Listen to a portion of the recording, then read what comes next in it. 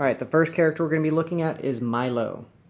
This slot may hold Speed instead. Speed's kind of a spell that I'm kind of I really like doing damage. Heal's pretty cool. Transmutate's pretty cool. But other than that, I just like spitting out damage. So I'm not super excited that this can hold Speed. But when you look at the blue range, +1 damage magic. This is amazing. And you might say, hey, I really frown on... you might say, Vermilion really frowns on +1 die melee. Why is he super excited about +1 die magic?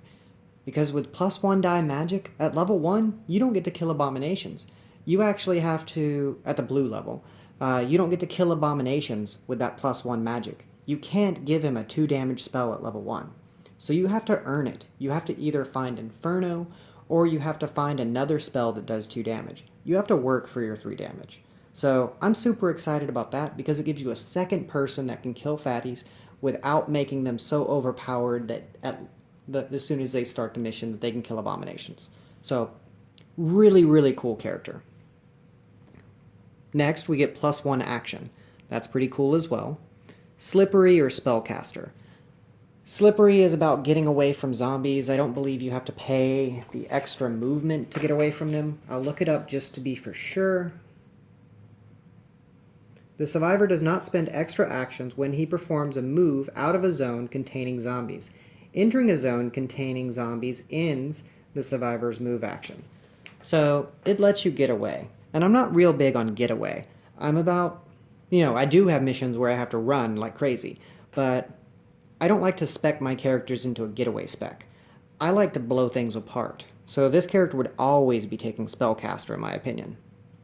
At the red range though, we get +1 die magic, a free move action, or hit and run.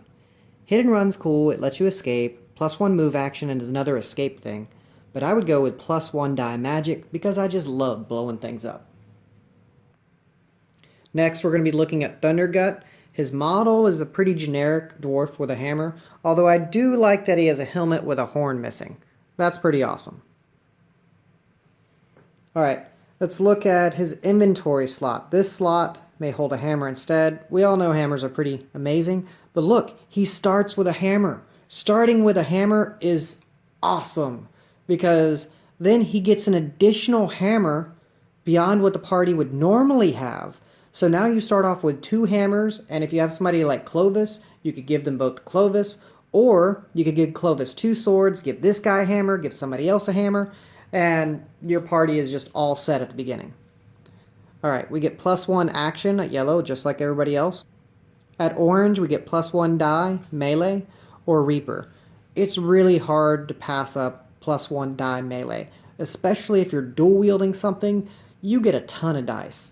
So, although Reaper is cool, you get to kill some extra stuff every once in a while, I can't pass up +1 die melee. You gotta take it. At red, he gets another +1 die melee. So if he's dual wielding, that's an extra 4 dice beyond what he would already get for dual wielding. This is sickening. +1 free combat action, he's already at 4 actions, and he has a stupid amount of dice per action. So if you go this way, I would go the +1 die melee. Roll 6s, you get an extra die? No. You would have to actually get some 6s, and sometimes the game is just, it seems like it's out to get you, and it doesn't give you any 6s. There's no consistency in that. Here, every swing you're getting an extra dice. So this one's clearly the winner. Alright, let's move on to another character. Next, we're looking at Muriel. She's one of my favorite characters. I had her in my party for a little bit, and I went with Ostakar instead, and Ostakar's pretty awesome, but I didn't truly realize how strong Muriel was until I brought Muriel into the group later. Muriel's just amazing.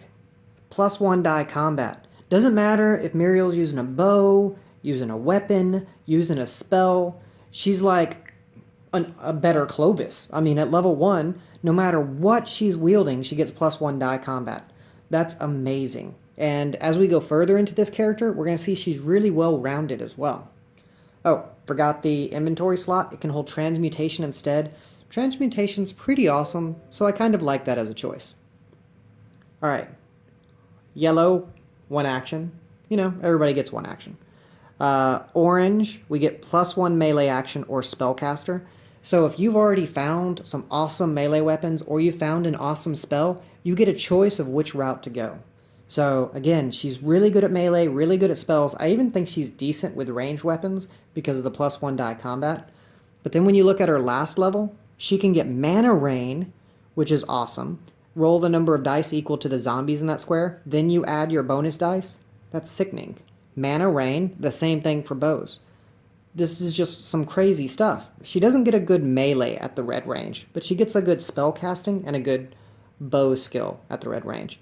Shove, push people away, it's okay, but she can drop things. She does so much DPS. Alright, moving on. Now we're to Ostakar, which I mentioned earlier. When I first looked at the model, I looked at the long hair, I saw the skirt, it looked like the model was trying to cover their chest. I thought this was a girl, and yes, now when I look at it, I kind of see the darker area around the chin, maybe that's some stubble. When I really pay attention close to the model, yes, it's a boy, I get it, I get that. But in like a ton of my videos, it took me a while to get that. Even when I knew, I was so used to calling Ostakar a girl, I still did it sometimes out of habit. But yes, Ostakar's a boy. Let's move on. This slot may hold speed instead. Speed's like I said. Speed's an okay spell. Zombie Link. Zombie Link's amazing. Every time you pull an extra activation card for zombies, Ostakar gets to move before those zombies and in theory could blow them apart with spells before they get their extra activation. Ostakar's awesome. +1 action, that's what everybody gets. Orange, +1 move action or spellcaster. Who wants to move when you can blow things up? Spellcaster.